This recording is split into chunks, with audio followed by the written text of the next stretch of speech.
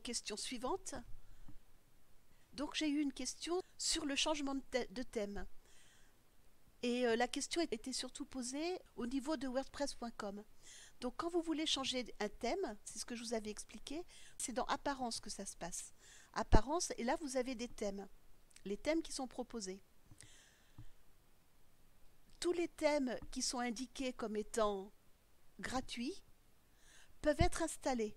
Le principe à se dire, c'est que si vous n'avez absolument touché aucun des fichiers de base, c'est-à-dire si vous n'êtes pas venu modifier le code de vos fichiers de base, changer de thème sera totalement transparent sur la façon dont fonctionne votre WordPress.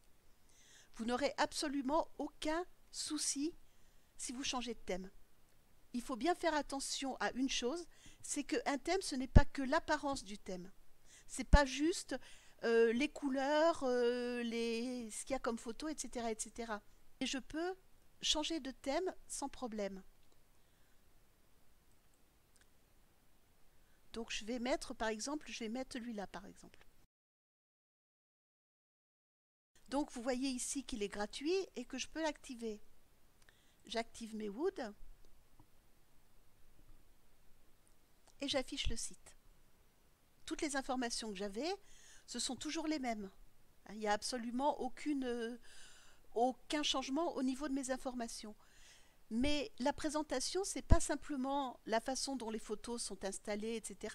Vous pouvez avoir par exemple des fonctions de recherche qui vont disparaître. Vous pouvez avoir des dates qui vont disparaître. Quand vous êtes sur mon site, par exemple sur mon site principal, la façon dont j'ai mes articles ici qui sont indiqués, ça dépend de mon thème.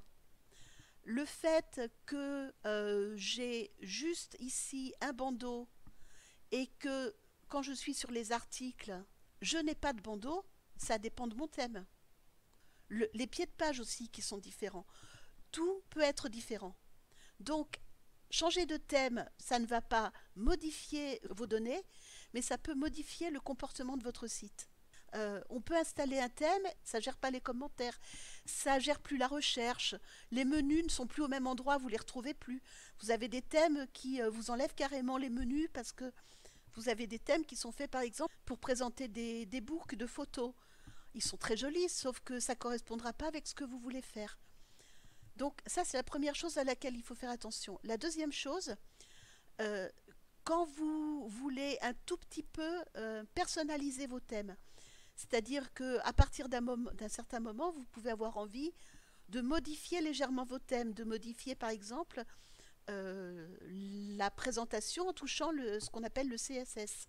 Si vous faites des modifications dans le code en dur de WordPress, dans le code de votre thème, quand vous allez changer de thème, toutes vos modifications auront disparu. Et autre souci, si vous avez fait ces modifications en dur, quand il y a une mise à jour de votre thème, vos modifications disparaissent. Donc, quand vous faites des modifications sur vos thèmes, il faut passer par une procédure qui s'appelle la procédure enfant. Au départ, je faisais un petit peu ça, puis je faisais beaucoup de bêtises, donc après j'étais obligée de recommencer tout mon code. Du coup, maintenant, je ne touche plus à mes thèmes. C'est-à-dire que si le thème ne me convient pas, je m'adapte au thème, ou j'essaie d'en trouver un qui me convient mieux. Je ne touche que le CSS du thème. Où est-ce qu'on trouve le CSS du thème, allez-vous me dire? Quand vous êtes sur un thème, apparence, thème, personnalisé.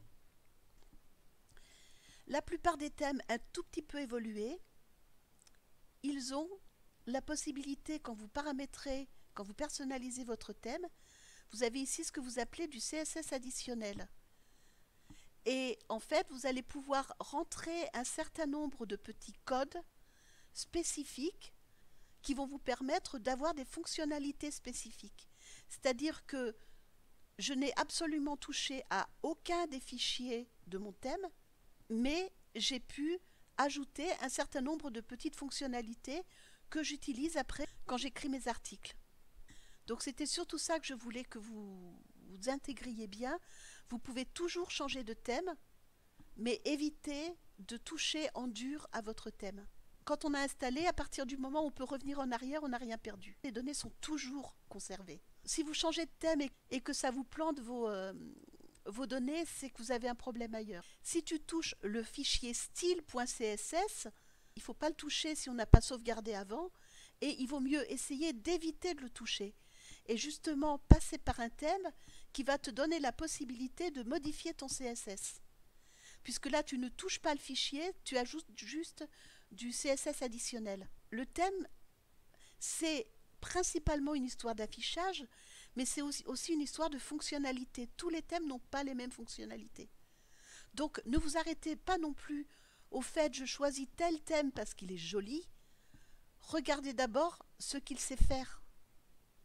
Est-ce qu'il correspond bien à ce que je veux faire? Est-ce que c'est un thème qui gère les blogs? Qu'est-ce que je veux comme page d'accueil? Est-ce que je veux tous mes articles les uns à la suite des autres? Est-ce que je veux mettre plusieurs articles sur plusieurs colonnes? Est-ce que je veux gérer des commentaires, etc. C'est ça qui est important.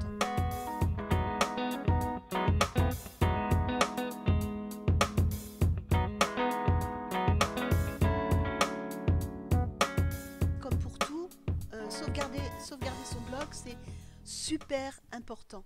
Plusieurs choses. Si vous êtes sur wordpress.com, parce que je dis du mal de wordpress.com, mais honnêtement, si vous ne savez pas faire, c'est quand même ce qu'il y a de plus simple. Quand vous êtes sur wordpress.com, les sauvegardes sont automatiques. Donc, c'est pas la peine de vous prendre la tête avec comment il faut faire pour sauvegarder. En théorie, votre sauvegarde est faite. Si vous êtes sur wordpress.org, c'est-à-dire que vous êtes en auto-hébergé, c'est-à-dire que, comme je vous l'avais expliqué, vous avez une adresse qui est à vous et vous louez un petit hébergement quelque part, que ce soit chez OVH, chez Infomaniac, chez tout un tas d'autres hébergeurs. Suivant votre hébergeur, vous allez avoir éventuellement des fonctionnalités différentes. Par exemple, sur Infomaniac, mon site, il est sauvegardé toutes les nuits. Je sais qu'il est sauvegardé toutes les nuits. Mais il n'est pas sauvegardé chez moi, il est sauvegardé chez eux. Vous pouvez avoir un hébergeur qui ne fait pas les sauvegardes. Et puis vous pouvez aussi avoir envie de garder vos sauvegardes chez vous. Alors, plutôt que de se casser les pieds à essayer de parler PHP, d'aller sur votre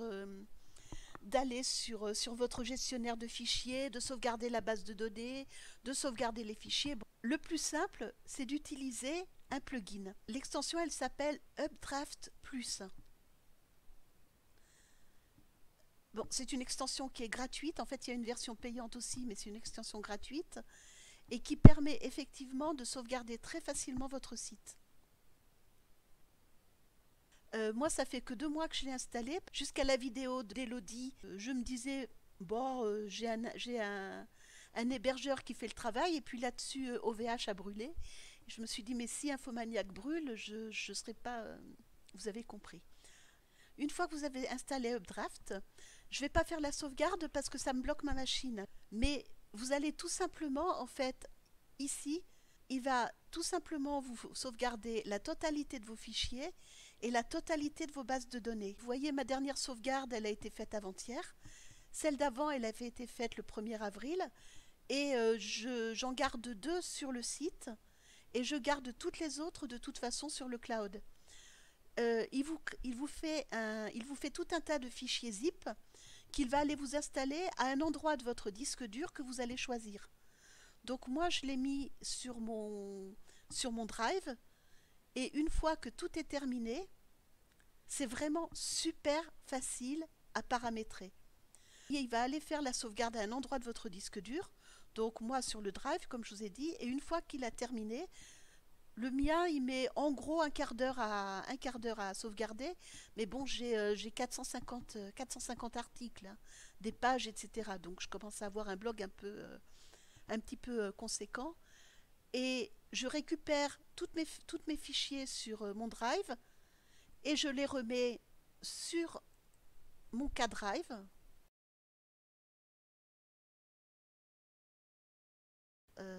Sauvegarde blog. Voilà.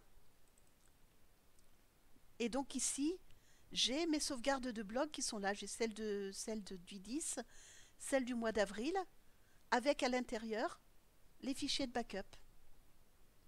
Si vous avez un problème et que vous avez tout perdu, vous allez utiliser la même chose, vous allez utiliser le même outil pour venir restaurer vos fichiers.